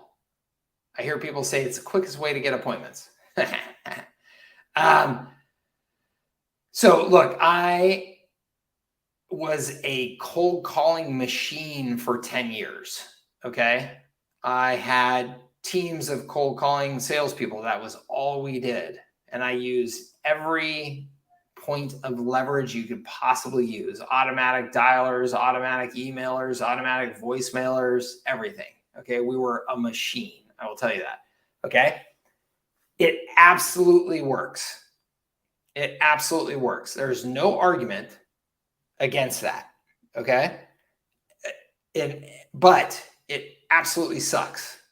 And what I mean by it absolutely sucks is you have everything working against you. Nobody wants to be cold called, one. Two, fewer and fewer people are actually just picking up phones anymore when somebody just calls. Like, if you call my phone, first of all, I don't even have business phones. It's all just this. If anybody calls this and I don't immediately recognize it as somebody that I want to talk to, there's zero chance I will pick it up. Last I checked, I had, so right now I'm only at 33 unlistened to voicemails. I don't listen to voicemails, right? Because I know that anybody who's calling me and leaving me a voicemail is just a cold caller. So you have everything working against you. Can it still work? Absolutely. Why? Because it is just a sheer numbers game. And so if you're going to do it, you got to understand that that is all it's about. That is 100% the game. It is sheer numbers. And so you've got to set up all the systems and everything to make sure that you are just playing that game. And that means you need to have your butt strapped to your desk, sitting with the phone going for hours every single day. Okay? Living success. Yeah, sure, absolutely. I posted the link here. Let me post it again, and you can jump on. Yep. So you've got to be deeply committed to either you or somebody that you're paying has to be sitting there just doing nothing but cold calling for hours and hours and hours every day. Okay. So there is a reason why I did it for 10 years like a monster and don't do it now. So that should tell you something. And that's just simply that the world has changed. And the best way to get prospects now is to do content and bring them in inbound. I would much rather you see doing cold email than cold calling, because cold email is not nearly as time sensitive. And people are sitting and checking their email all day. And so you can actually get into that way. Social prospecting. So on social media, prospecting that way, through DMs and tagging them and things like that. If you do it right, but most people do it terribly. They do it with a real obnoxious approach that whatever guru has been teaching, where it's just like, there's no authenticity to it or anything like that. It's just a total scammy approach. That's terrible. So, you can do cold calling. It's bad. Content marketing, number one. Content marketing backed by ads, number one. Content marketing without ads, number two. Email prospecting, number three. Social prospecting, number four. And I shouldn't even rank those. Those are probably super similar. Okay. How are you? Hello, Mike. How are you? I'm good. Good to see you. How can I help? Yeah, so I know you touched earlier on the partnership with a gentleman who asked that question earlier. Yeah. So my situation is I have a best friend / brother who he knows what I've been doing over the years, and I'm just now getting into my rhythm with high level. I was doing more hands-on marketing before. Mm-hmm. So he's like latched onto the vision. He knows what I'm trying to do, and he's approached me and wants to partner. And the goal is for us the target goal is 5 years from now to build it up to a point where we have a target amount that we want to sell the company for. Okay. That we've worked on. We talked about the target amount. We know based on some research, ideal of how much net profit it needs to have to reach that target mark, which I believe was for a SaaS company that systemized, I want to say was anywhere between 4X to up to 10X. So it's a pretty large gap. So with that being said, he's pretty much who I call a sales guru. He loves all of that, building a sales team and managing a sales team. He's already proven in the past. He's had sales jobs where he's made tons of money doing that. So that's his wheelhouse. Good. Totally. I hate that wheelhouse. I don't want anything to do with it. Oh, I like the sounds of this already. Normally when anybody talks to me about a partner thing, I break out in hives. But you're saying the right thing. So keep going. Yeah. Well, we were partnering since we were kids, selling lollipops and shoveling snow. Awesome. So we've made money since kids. So with that being said, I pretty much told him the only thing he has to worry about is this sales team and building revenue through his direct sales team. I would obviously be bringing in revenue from other areas as well, but his wheelhouse is from the sales team point of view. Yeah. So the way we're setting it up is, or the way I want to set it up, I haven't presented him anything formal, but I want to get your insight, is setting it up two ways that he can earn an equity position. One is with the cash infusion, which would earn him a certain percentage when we sold, which would help with a lot of the upfront marketing and just really accelerating marketing once things were systemized. The other part of his equity would be based on strictly performance. So the way I was going to do it is based on our target number. Here's what, when we get ready to sell, based on how much gross revenue your team is bringing in or people underneath you, will be based on the equity percentage you get. So it's strictly performance based or equity or cash influx. Yep. So with me making the final decision, so we're not bumping heads on a lot of things down the road. So that's kind of where I'm at. I'm trying to be quick about it because I know time is of the essence with you, but that's the basic skeleton of it. And I just kind of wanted, I even went to ChatGPT to say, what are some of the things I should consider if I go into partnership with somebody, and it came up with some good ideas, like what if one of you dies and what have you. It came up with some good ideas. So I just want to get your insight from it, as well as what you thought about it and what you would suggest. That's awesome. Yes, cool. So I think, so let me give you my best, I guess, high level tips from experience, and then obviously, there's always details for each individual deal that you get figured out past that. First thing is making sure.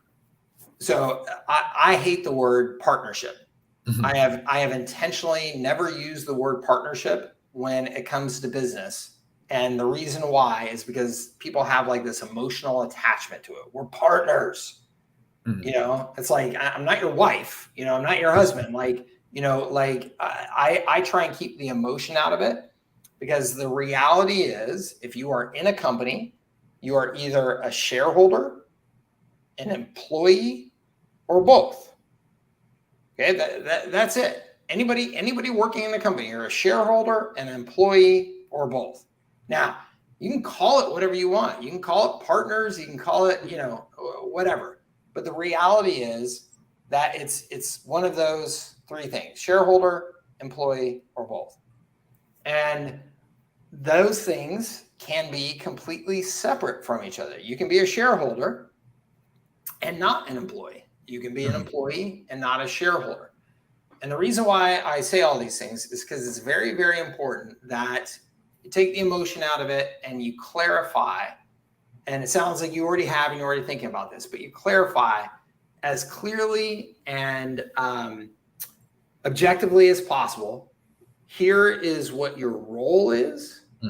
Here is how you're compensated in that role. Does that compensation include equity, which it sounds like it could?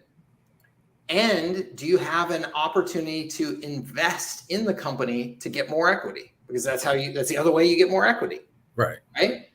Is that investment at a discount because we're just getting the business started? Is it, whatever, like all those details then have to be figured out. But getting those things like just very, very objectively laid out and clarified is incredibly important, particularly when it's friends and family members and all that stuff, because otherwise what ends up happening is 6 months down the road, you get some big win at the business and one of you is thinking, oh, that's great, that's all mine. And the other one's thinking, oh, that's great, we're splitting that 50-50.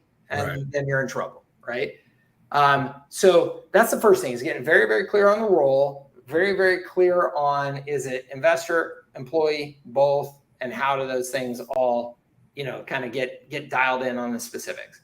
Next is who is making decisions on what? Yep, exactly. On everything. Yep, exactly. So you're the final call on stuff, and that has to be understood. I'm the founder, CEO of the business, and so it's my decision it's my job to make the final call on things, and that's the way it's got to go. And this gentleman that you're referring to, it sounds like, has an amazing sales background and all that stuff. And so obviously when you're communicating to him, hey, look, I've got to have the final call on stuff, but obviously the whole reason you're coming into this thing is because we know you have incredible skill and experience in sales marketing. So I want you to to take full advantage of that. And I trust you and I want your leadership in that area. But then obviously there's going to be times where I have to make the final call, and you've got to be okay with that. You've got to be able to say, hey, even though we're friends and we have history and all that, I've got to let him make the final call on that decision. So getting very clear about that type of stuff. And then I think one of the most important things that most people do not put in place at the very beginning, which you have to put in place at the very beginning, is how do we get out of this deal? And that could be that you have to take care of that because of death. That is unfortunately a common way, but the more common way is you either just have some sort of falling out, or somebody wants to go separate ways, whatever it is. Like the business just isn't turning out the way that we want to, but I got all this stuff tied up in it, whatever. So how do we get out? So having a very clear agreement in place that says, and I'll give you an example of one that I've always liked. It's called a shotgun clause. Shotgun clause says at any point, I could, let's say we're partners. So essentially we started this business together. We're pretty much equal shareholders or close to it or whatever it is. And I say, hey, you know what? I don't like the way things are going. I don't like the decisions you're making, but I'm still vested in this business mentally. I want to build that. I want it to win, all that type of stuff, but we just can't see eye to eye on this stuff. A shotgun clause says I can make you an offer to buy you out of the business, and you have 30 days to either accept it or make that offer back to me. And then that's it. So that forces me. So let's say I'll give you $1 million. You can either go, yep, I'll take your $1 million. I'm out. And then I have to pay the $1 million. Or you can say, no, here's $1 million. You're out. So you have the ability to just reverse it right back on them at the same price point. And they have to take it and go, the person who made the offer. So that person who made the offer really has to think about that number. That number's got to be a number that I'm willing to pay up. It's also a number that it's big enough that I'm willing to accept if you turn it on me. So that number calculating that number becomes like, ooh, I'm really getting to what's the true value of this business to me? Right. I got to put up or shut up. So that kind of clause is a really powerful clause to have in place. And then other just more common things are, let's say that you're a 40% shareholder. I'm a 60% shareholder. We're also both employees. I'm the chief operating officer and head of marketing and head of operations, and you're the head of sales. And now all of a sudden you're the head of sales and you have 40% of the company and you want to quit. So now the shareholder thing is still in place, but the employment thing is done. Right. I'm like, yeah, I'm done. And you're like, well, you own 40% of the company and you're just walking away and you're the head of sales. Now I have to go find somebody to do sales and I can't give them shares in the company because you own 40%. So there's got to be a way that you can get that person out of there and say, hey, look, you can't keep your 40% of the company and just walk away at this point because then I'm screwed. I have to start a whole new company or something. Something I probably want to mention to you that I forgot to mention, which would help with your insight, is the way I'm setting it up and everything that's in my head, I've been putting on paper and before I present it to him and just thinking about it. So the cash influx gives him up to 15% of the equity when we sell, depending on how much he puts in. And I have that tiered. But as far as the performance one is concerned, he earns it in 1% increments based on the income that his team is building. So let's use this as an example, $50,000. And he built up a team and now they're earning net every month, $50,000. Then he gets 1%. So for every increment of revenue his team is building, he gets an increment of equity up to 30%.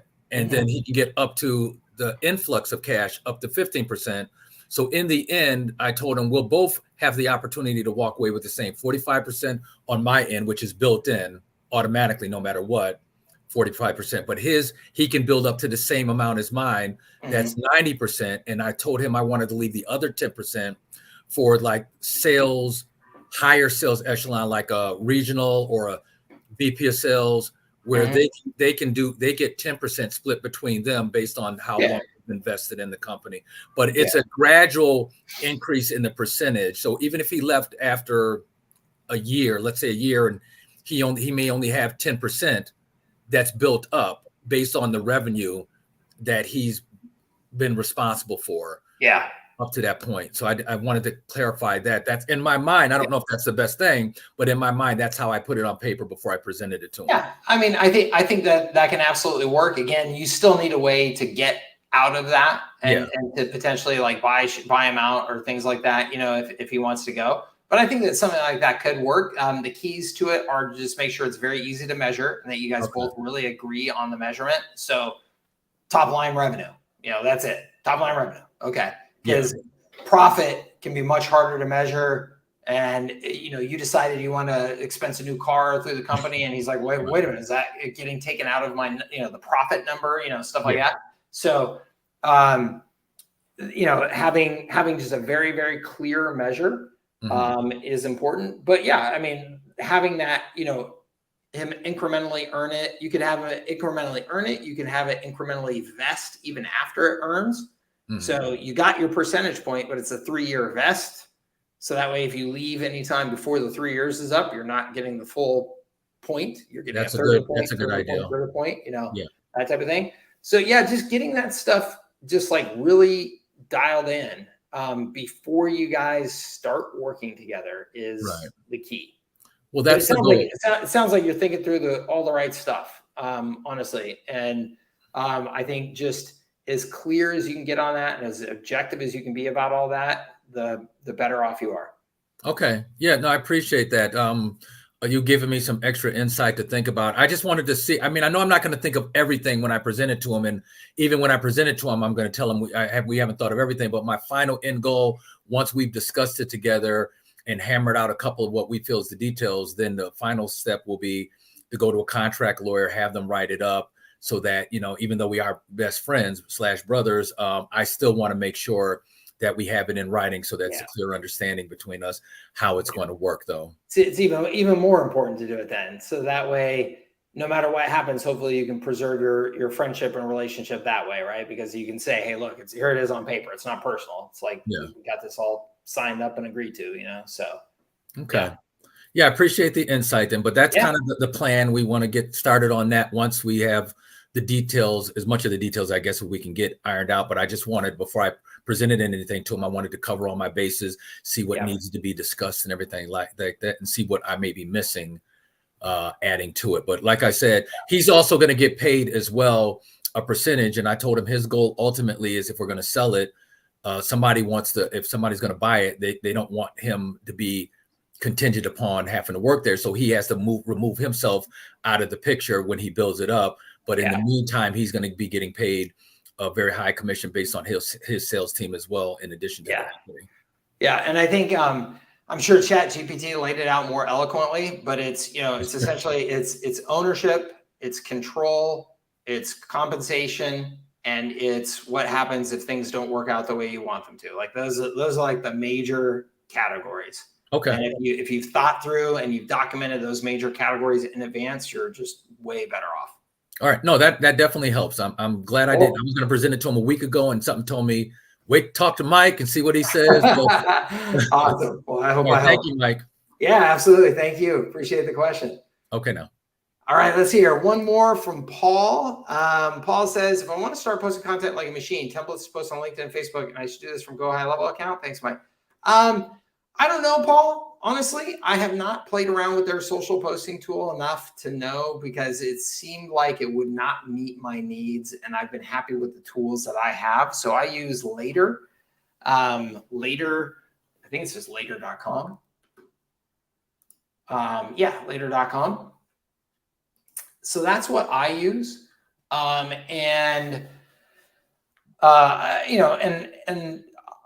You can test the Go High Level tools. My sense is that they're still just not quite ready for prime time in the way that I would want them to be. So I would suggest you look at Later. I would suggest, you also, Facebook has built-in management tools now that have gotten much better. Their content, what do they call it? Their content manager. So, I can't remember, but anyway, so you can just post directly from there onto Instagram as well.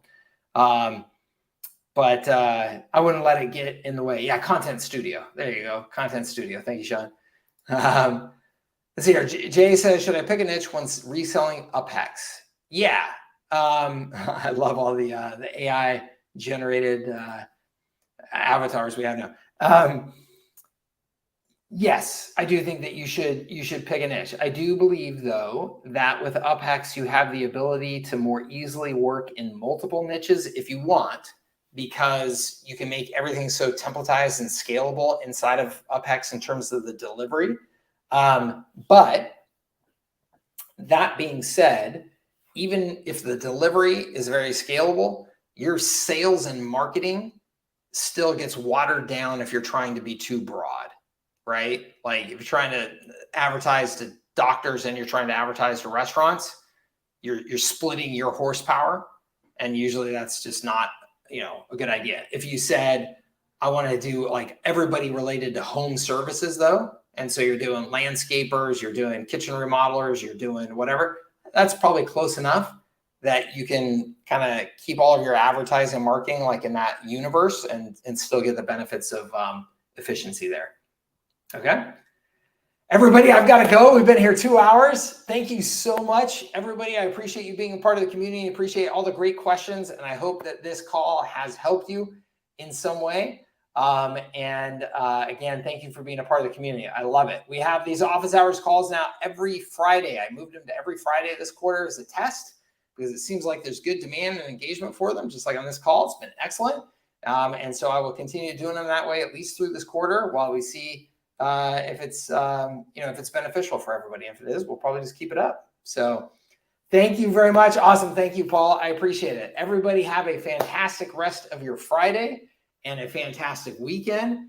Get out there and get after it. Get stuff done. Take action. And we will see you on a future call or in the community in between then. Okay. Take care, everybody. Have a great day. We'll talk soon.